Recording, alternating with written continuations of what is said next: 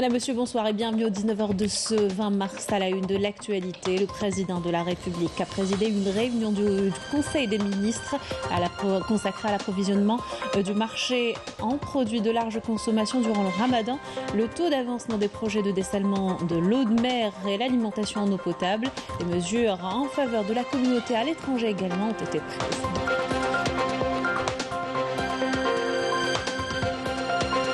Pas moins de 551 marchés de proximité installés à travers le pays. Ils proposent des produits à des prix raisonnables à l'occasion du mois de Ramadan. Illustration à Tlemcen et Bachage.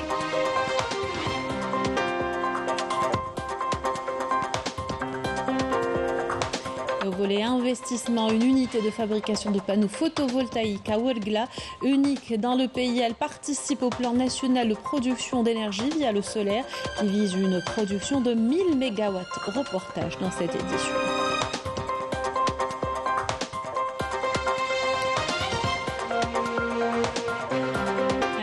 Les étudiants marocains qui manifestent depuis quelques semaines, réprimés, subissent des violences à l'intérieur même de leurs universités, une violation flagrante du caractère sacré des lieux par le Marzen.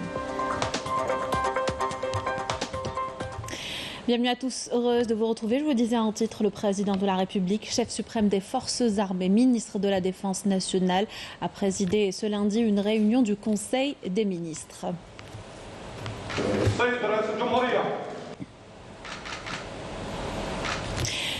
Cette réunion a été consacrée à deux exposés. Le premier concerne l'approvisionnement du marché en produits de large consommation durant le mois de Ramadan 2023 et le deuxième concerne le taux d'avancement des projets de dessalement de l'eau de mer et l'alimentation en eau potable.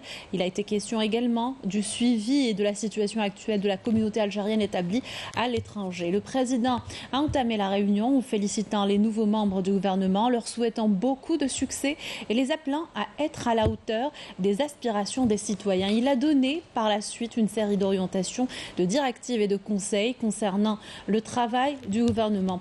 Le président de la République a instruit le Premier ministre de réduire les réunions du gouvernement sauf nécessité et d'orienter tous les efforts vers le travail sur le terrain. L'Algérie n'ayant pas aujourd'hui besoin de promulguer des lois susceptibles de rendre la vie difficile aux citoyens, mais plutôt d'en supprimer certaines qui sont dépassées. Se concentrer plutôt sur l'exécution de programmes et de projets qui concernent des millions d'Algériens avec une vision prospective dans tout ce qui touche au bien-être et au confort des citoyens, comme cela est prévu dans le programme du président plébiscité par le peuple. Le renforcement de la coordination entre le directeur du cabinet de la présidence de la République et le secrétaire général du gouvernement pour un suivi rigoureux et une exécution stricte des décisions du Conseil des ministres. Le président de la République a instruit le ministre de l'Intérieur, sous la houlette du Premier ministre, d'établir un calendrier des visites sur le terrain devant être effectuées par les membres du gouvernement dans différentes wilayas selon la priorité de développement et des préoccupations vitales quotidiennes des citoyens.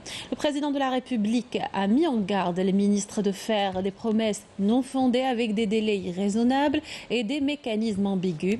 Il a également interdit définitivement l'usage à travers tous les médias d'expression stéréotypées qui glorifient des personnalités et suggèrent que toute activité gouvernementale émane du président de la République. Le président a également exigé le strict respect des citoyens dans toute action ou démarche ou du fait que le consentement du peuple reste l'unique critère pour une bonne exécution dans l'édification d'une Algérie forte et respectée. Concernant les axes urgents sur la digitalisation, les transports et les investissements, le président de la République a ordonné au gouvernement d'entamer immédiatement l'accélération du processus de numérisation et le recensement précis en tant que système de travail de base dans tous les secteurs, notamment les biens de l'État, les impôts, la fiscalité, le budget et la création d'une plateforme numérique actualisée qui fournit des données et des indications propices à la prise de décisions appropriées à la lutte contre la bureaucratie. La facilitation et la gestion de l'acte d'investir et l'encouragement des investissements, notamment avec le guichet unique. Et puis réduire les prix des transports aériens et maritimes de 50% au profit de la communauté nationale à l'étranger, exceptionnellement durant le mois de Ramadan, pour leur permettre, s'ils le souhaitent, de passer le mois sacré au sein de leur famille en Algérie, étant donné les difficultés économiques dans leur pays de résidence. La construction de la flotte, la reconstruction de la flotte de transport maritime nationale, cette dernière ayant été la cible d'un complot contre l'État. Et puis il s'agit aussi de la réévaluation technique des navires de la flotte actuelle afin de préparer son plan de renouvellement et de développement. Accélérer l'ouverture de lignes aériennes vers les capitales des pays africains. Concernant l'exposé conjoint d'approvisionnement du marché en produits de base durant le mois de Ramadan 2023, le président de la République a instruit le gouvernement de renforcer le contrôle et l'organisation, notamment dans les grandes villes, en matière d'approvisionnement afin d'éviter toute perturbation et spéculation. S'éloigner de l'austérité dans l'approvisionnement des citoyens en produits de base et œuvrer progressivement à s'orienter vers un modèle de consommation sain. Enfin, le président de la République a ordonné le report et l'enrichissement de l'exposé relatif à l'approvisionnement en eau potable et des stations de dessalement d'eau de mer au prochain Conseil des ministres afin de permettre au nouveau ministre de l'Hydraulique de se familiariser avec le dossier et d'actualiser les données. Fin du communiqué du Conseil des ministres. Et avant la première réunion suite au remaniement ministériel qu'il a entrepris, le président de la République a pris une photo souvenir avec les membres du gouvernement.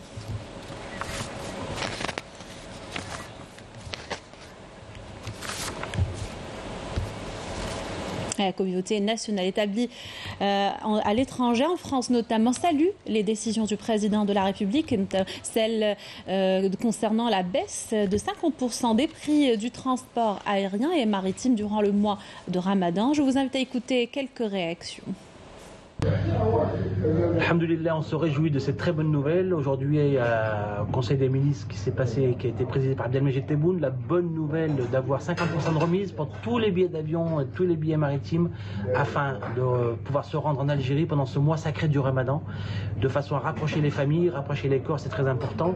Et ça, on se réjouit de cette politique volontariste du président Abdelmajid Tebboune qui donne une importance à l'Algérie, à la communauté des Algériens dans le monde. Et on le remercie en ce mois sacré du Ramadan qui arrive et on encourage cette politique volontariste. Une bonne nouvelle aujourd'hui pour la communauté algérienne à l'étranger. Le président Tebboune a accordé une réduction de 50% à toutes les familles algériennes pour profiter du Ramadan avec leur famille de 50% du premier jusqu'à la fin du Ramadan afin de promouvoir les liens familiaux. C'est avec une très grande satisfaction et beaucoup de joie que cette communauté nationale à l'étranger accueille cette décision du chef de l'État et du gouvernement de baisser le prix du billet d'avion et de bateau de 50% durant le mois de Ramadan et pour l'Eid el-Fitr. C'est une énorme bouffée d'oxygène pour cette communauté nationale à l'étranger qui vit à l'heure de l'inflation ultra galopante en Europe et plus particulièrement en France. C'est aussi un témoignage que lui fait le chef de l'État de l'importance depuis qu'il est arrivé d'accorder à cette communauté toute sa place au sein de la nation algérienne. Le message, à mon sens, il est clair de la part du chef de l'État envers cette communauté nationale à l'étranger. Vous faites partie à part entière des Algériens et non pas entièrement à part. رانا فرحانين الناس راه فرحانين باش يجيبوا ولادهم ان شاء الله ونعقبوا العيد التميني. شوف كي هذا الرئيس تاعنا ان شاء الله ربي يطول في عمره وان شاء الله يعطي له الصحه وان شاء الله ربي الجزائر تكون بخير وعلى خير. En prévision du mois de Ramadan, des marchés de proximité ont été installés à travers le pays. Ils proposent, comme chaque année, des produits à des prix raisonnables. Leur nombre est de 551 jusqu'à aujourd'hui. Illustration à Tlemcen par Malika Mellel. Nous sommes dans l'un des marchés de proximité mis en place en prévision du mois de Ramadan dans la wilaya de Tlemcen. Un espace destiné à approvisionner les citoyens en divers produits de consommation, à leur tête les produits alimentaires subventionnés. Il y a de tout dans ce marché, de la semoule, de l'huile, de la farine, et les prix sont à la portée de tout le monde. Nous remercions les autorités locales pour cet espace d'abord et aussi pour la disponibilité des produits alimentaires. Ce marché de proximité compte 50 exposants. Nous y trouvons aussi différents produits alimentaires de large consommation à des prix défiant toute concurrence. Les marchés proposent divers produits de large consommation et cela dans le but de lutter contre la spéculation. Nous tenons à ce que le consommateur trouve son bonheur dans ce marché. Nous avons différentes variétés de dattes à des prix raisonnables à la portée de toutes les bourses. Différentes mesures préventives seront également mises en place pour sanctionner les infractions susceptibles d'être enregistrées au niveau des marchés. Ces marchés de proximité sont soumis à un contrôle rigoureux, à un approvisionnement régulier. Ils ont aussi pour but de réguler les prix des produits alimentaires à la grande satisfaction des consommateurs, comme vous allez le voir dans ce marché à Béchar. Salim Houari, Rina Lorari. Le marché de proximité mis en place dans la ville de Béchar propose divers produits alimentaires de large consommation très demandés durant le mois de Ramadan, ce qui permettra aux citoyens d'acheter toutes leurs provisions à des prix abordables. Tous les aliments, notamment le poulet, sont vendus à des prix très raisonnables. Je remercie l'État d'avoir mis en place cet espace. Plusieurs produits de première nécessité, comme le sucre, le lait et l'huile, sont disponibles. Nous vendons des produits en gros et même en détail à des prix défiant toute concurrence. Les services du commerce coordonnent avec les commerçants pour assurer l'approvisionnement régulier en aliments de base. Nous sommes à pied d'œuvre afin d'approvisionner régulièrement les marchés et garantir la disponibilité des produits de large consommation aux citoyens. Ce marché de proximité qui compte 48 exposants a été mis en place afin de permettre aux citoyens d'acheter les produits alimentaires directement de chez les fournisseurs à des prix très attractifs.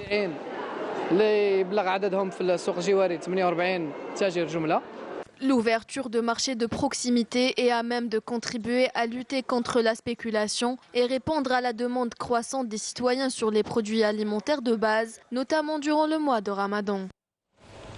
Gros plan à présent sur la station de dessalement d'eau de mer d'Al-Marsa, un des projets lancés pour faire face au manque de pluviométrie. Elle est entrée en exploitation récemment et alimentera l'est de la capitale. Elle répond aux normes internationales et a été construite dans des délais records. Samia Bouharoul nous en parle en détail.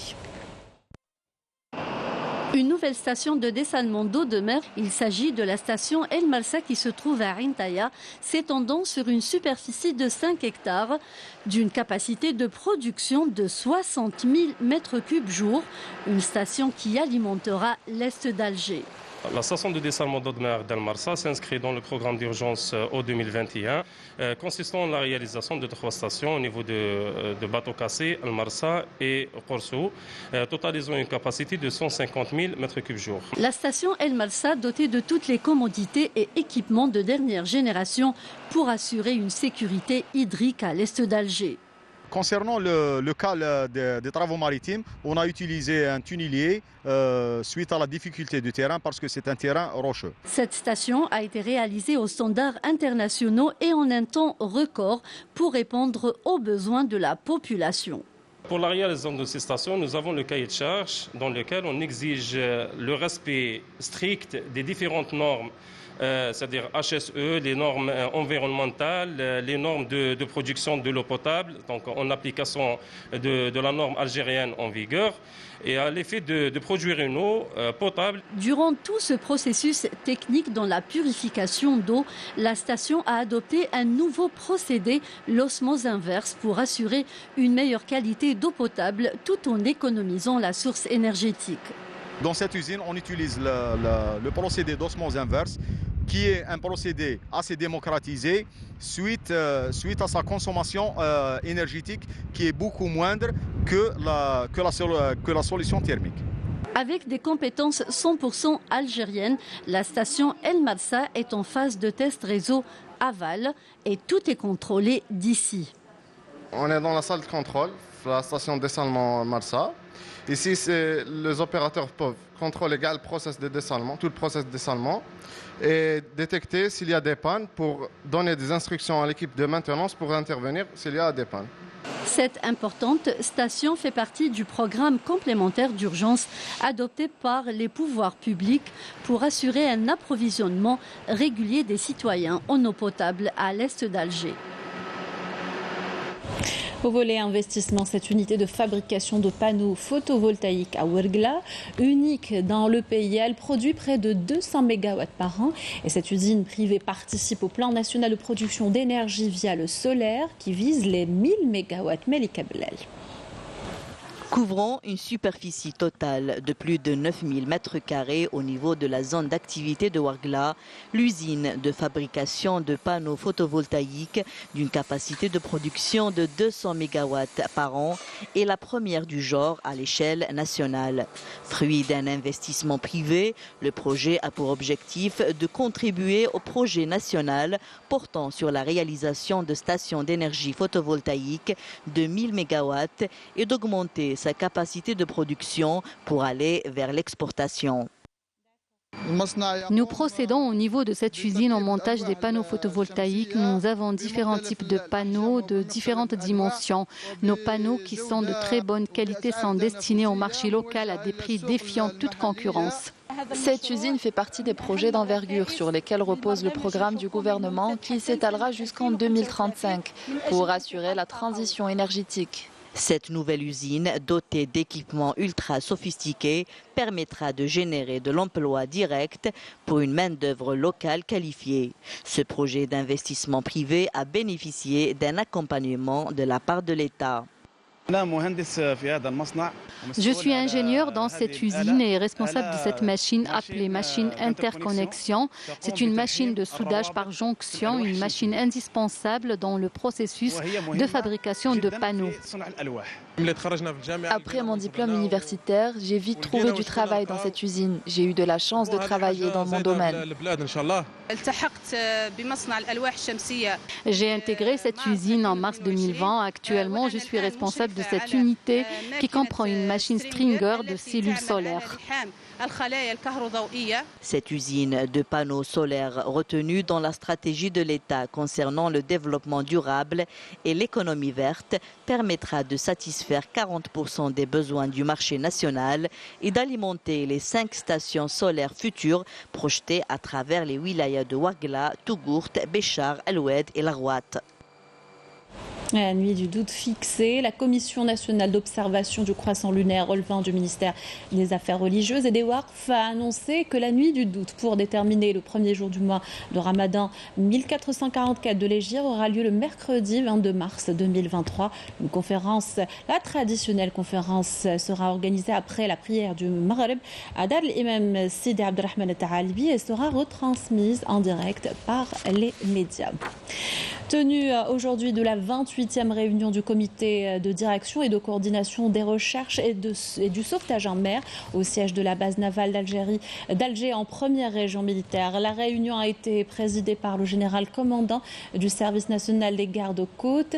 Le comité englobe en plus du ministère de la Défense nationale, des représentants du ministère des Affaires étrangères, du ministère de l'Intérieur, des collectivités locales et de l'aménagement du territoire, du ministère de la Justice, des Finances, des Transports, de la Poste et des Télécommunications, de l'Énergie et des Mines, et de la Santé, de la Pêche et de l'Industrie et de la production pharmaceutique. La réunion vise à créer une coordination et une intégration entre les différents acteurs dans ce domaine en mobilisant toutes les ressources dans le but d'accroître l'efficacité et l'efficience du système de recherche et de sauvetage maritime en Algérie. Et dans le cadre des efforts continus visant à répondre aux besoins des structures de l'armée nationale populaire et les institutions nationales publiques et privées, il a été procédé hier à Tiaret, deuxième région militaire, à la livraison de 454 véhicules de marque Mercedes-Benz de différents usages sous la supervision de la direction de l'entreprise de promotion et production de véhicules au ministère de la Défense nationale, et ce au profit de la direction centrale du matériel du ministère de la Défense, la direction générale de la Sûreté nationale, les directions de différentes institutions publiques et public et privé. Il est à noter que cette nouvelle opération vient en complémentarité d'autres livraisons de véhicules et qui affirme la capacité de cette entreprise à répondre aux commandes de ses clients par des produits de qualité et aux normes internationales dans le respect des délais impartis.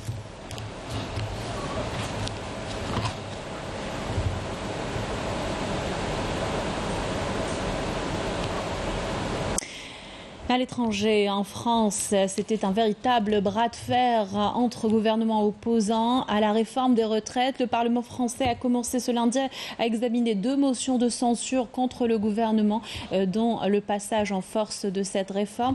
Ce dernier a plongé le pays dans une crise politique sur fond de vive colère sociale. Les détails par notre correspondante sur place, Afef Belhouchet. Scène de blocage un peu partout en France aujourd'hui, depuis les centrales électriques aux sites de stockage de gaz, en passant par les rails, les autoroutes, les travailleurs font bloc et crient au déni, au mépris. Indignez-vous, c'est honteux, ils nous ont cassé notre démocratie, ça devient une démocrature avec la violence qu'on connaît et tout. Ils passent son 49.3 depuis longtemps, c'est le 10e 49.3, on n'en peut plus de ce gouvernement. Dans les rues de Paris, la tension monte d'un cran dès le milieu de l'après-midi, avec un dispositif sécuritaire encore plus renforcé, alors que les cortèges de manifestations improvisées commencent à se former. Un message adressé à leurs députés qui s'apprêtaient à voter la motion de censure transpartisane contre leur gouvernement. Une opposition qui fait front uni et pointe du doigt la légitimité démocratique d'un projet au-delà des arguments techniques contradictoires sur le fond de la réforme. Le président Macron, après sa réélection, reconnaissait que, je cite, « nombre de Français avaient voté pour lui, non pour son programme, mais pour faire barrage à l'extrême droite. » Et de nous promettre, je le cite, « j'ai conscience que ce vote m'oblige pour les années à venir ». Qu'est-il advenu de cette promesse, Monsieur le Président ? Pour le Parti socialiste, l'utilisation à répétition du 49.3 a fini par cristalliser la colère des Français contre leur chef d'État. Écoutez, on ne fait pas de la politique pour soi-même, on ne fait pas de la politique dans un tête-à-tête avec soi-même. Le président de la République, il est enfermé à l'Élysée, il n'écoute plus personne. Mais les macronistes, eux, campent sur leur camp et assument leur choix jusqu'au bout. Madame la Présidente Berger, des retraites demande toujours du courage. Mais ce courage, la majorité là. Mensonge, dénonce le groupe parlementaire de la France Insoumise qui réclame l'ouverture d'une commission d'enquête sur d'éventuelles pressions de l'exécutif visant des parlementaires pour les convaincre de voter la réforme des retraites. Moi je vais vous dire, je ne vais pas balancer des noms. Les députés Renaissance viennent de vivre un traumatisme collectif. Ils ont été violentés. Jeudi dernier, ils se sont réunis. Il n'y avait que 8 députés qui étaient favorables au 49.3 sur 150. La motion de censure n'est pas l'ultime recours de l'opposition, mais cette crise politique ne sera pas sans conséquence. En tout état de cause, le sort du gouvernement Borne semble scellé. On parlerait même d'une nomination de Bruno Le Maire dès la fin de cette semaine, quelle que soit la décision.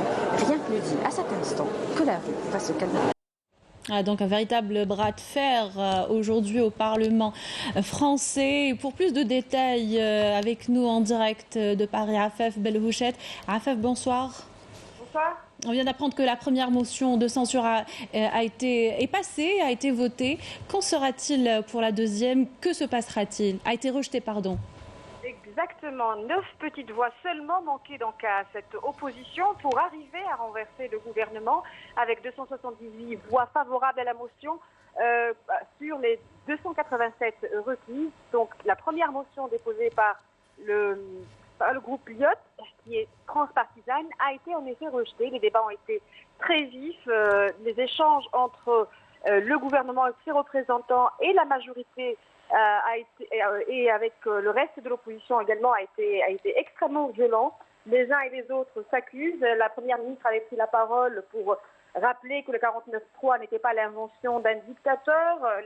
L'opposition crie honte à vive-gorge. Donc des débats très houleux. La deuxième motion de censure, elle, déposée par l'ancien, par ce qu'on appelle le Rassemblement national aujourd'hui, qui est l'ancien Front national. Le vote est en train de se produire actuellement, donc on n'a pas encore les résultats. Néanmoins, au moment même où je vous parle, et dès l'annonce du rejet de la première motion, des manifestations improvisées ont commencé à se faire dans toutes les rues. Ici à Paris notamment, pas très loin de l'Assemblée nationale, de la place des Invalides vers la tour Montparnasse, un dispositif de sécurité très impressionnant.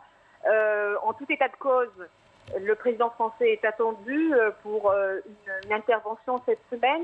Encore une fois, aujourd'hui, quasiment tout le monde, opposition et proche, on va dire, de la Macronie, était convaincu que malgré la motion de censure, quel que serait le résultat de la motion de censure, eh bien, le destin d'Elisabeth Borne et de son gouvernement serait scellé. Comme je vous le disais dans le reportage, le nom du ministre des Finances actuel, Bruno Le Maire, est le nom le plus avancé pour lui succéder dès la fin de la semaine. Sauf que plusieurs manifestations ont lieu, beaucoup de dérapages risquent de se produire et surtout une grande manifestation est prévue ce jeudi donc contre cette réforme. Merci à Afef Belhouchet en direct avec nous de Paris. Donc on peut s'attendre à une nuit houleuse si la deuxième motion est également rejetée et nous suivrons cette affaire de près. Dans l'actualité également, le président de la République sahraoui et secrétaire général du Front Polisario Brahim Ralia a entamé hier une visite d'État au Venezuela sur invitation de son homologue Nicolas Maduro. Et cette visite intervient à l'occasion des 40 ans des relations diplomatiques entre la République du Venezuela et la RASD et en consécration des relations fraternelles et amicales et de solidarité entre les deux peuples et pays. Elle constitue une occasion pour renforcer la coopération, la concertation et la coordination sur différentes questions d'intérêt commun. L'association sahraoui des victimes des violations graves des droits de l'homme commises par l'État marocain dénonce la poursuite par l'occupant marocain de sa politique d'intimidation et de ses agressions contre les activistes sahraouis, notamment la militante des droits de l'homme Soukaina Jadahlou, qui a passé plus de 12 ans de sa vie dans les horribles prisons secrètes du Maroc. Dans un communiqué, la SVDH exprime sa solidarité pleine et inconditionnelle à cette défenseuse sahraoui des droits de l'homme, mère de la résistance sahraoui dans les villes sahraouies occupées par le Maroc. Et les exactions du Marzen s'abattent aussi sur les Marocains. Les étudiants qui manifestent depuis quelques semaines sont réprimés et subissent des violences à l'intérieur même de leurs universités. Une violation flagrante du caractère sacré des lieux. Yasmine Massaoudi. Au Maroc, les étudiants continuent de subir les pires exactions des forces de sécurité marocaines. L'organisation Renouveau Estudiantin a dénoncé une violation flagrante du caractère sacré de l'université après une prise d'assaut par les services de sécurité d'un campus universitaire à Casablanca qui a fait des dizaines de blessés.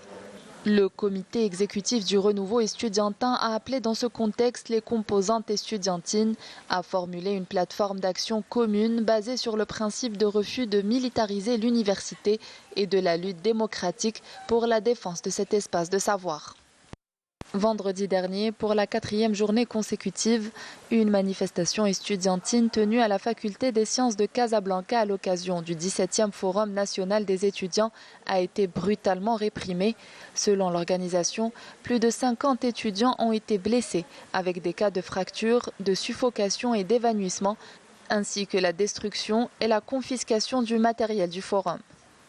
Ces derniers jours, tous les cours ont été suspendus et les entrées de la faculté de Casablanca ont été encerclées par les forces de sécurité, sans aucune explication de la part de la direction de la faculté. Ce rapport des Nations Unies, 10 millions d'enfants vivant au Burkina Faso, au Mali et au Niger ont besoin d'une aide humanitaire urgente en raison de l'intensification des conflits. L'UNICEF indique également que le nombre d'enfants tués au cours des 9 premiers mois de 2022 a triplé par rapport à la même période en 2021. La plupart de ces enfants ont succombé à des blessures par balles durant des attaques menées contre leur village ou ont été victimes d'engins explosifs improvisés ou des munitions. Culture, retour dans le pays et culture, présentation hier soir au TNA de la pièce Tirab el-Jnoun, une production du théâtre régional de Béchar. Elle évoque une tragédie causée par le colonisateur français dont les victimes sont des mineurs. Le metteur en scène a même choisi un décor réel composé des pierres de la mine en question. Rina Lerari pour les détails. La mine ne doit pas être fermée. Cette mine est devenue un danger pour lui. Je m'en fous des mineurs. Tourab el-Jnoun ou Terre de Djinn, une pièce théâtrale conçue et mise en scène par Mortar Hussein sur un texte de Hicham Boussahla. Un spectacle qui renseigne sur la condition des Algériens durant la période des années 1940 à 1950, alors encore sous le joug de l'occupation française. Servie par une dizaine de comédiens, la pièce raconte l'histoire d'un groupe de mineurs de différents horizons, travaillant dans des conditions inhumaines dans la mine d'un colon, contraints de se faire confiance et s'unir face à l'adversité cruelle. Tourab el-Jnoun raconte l'histoire réelle qui s'est déroulée dans la région d'El Qnetsa. Il s'agit d'un groupe de mineurs exploités par un colon français avec des revenus très bas et sans aucun droit. Des mineurs ensevelis dans cette mine et laissés pour morts alors que la France coloniale le classe comme simple accident.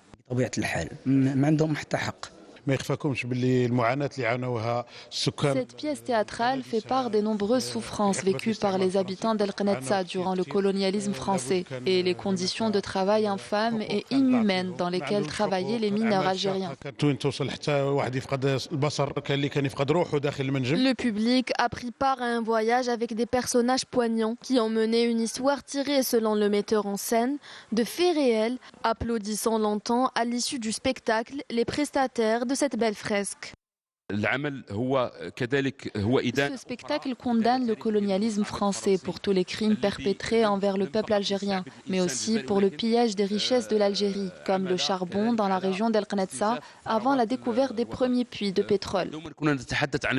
En tournée, le spectacle Tourab el-Jnoun est attendu demain et mercredi aux théâtres régionaux Bachir Zahaf de Mascara et Sirat Boumediene de Saïda.